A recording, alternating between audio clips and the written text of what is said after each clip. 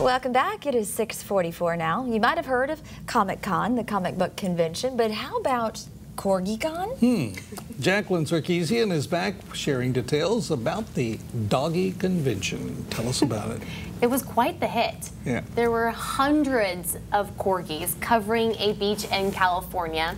Take a look. Turns out there's a convention for owners of corgi dogs in San Francisco. Here there are hundreds of corgis and their two-legged owners enjoying a lazy Saturday together at Ocean Beach.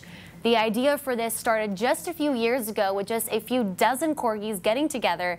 Now it's grown rapidly in a short period of time.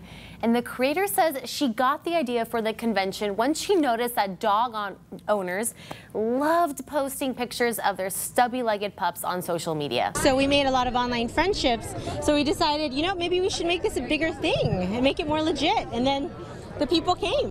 Now the convention day, which happens twice a year, includes a costume contest, photo shoot, a fundraiser for Corgi Foundations, and a way to study up on proper breeding techniques. But in this crowd of corgis, a camera did spot one imposter. Let's see where he's at. Slinky, there he is, the wiener dog.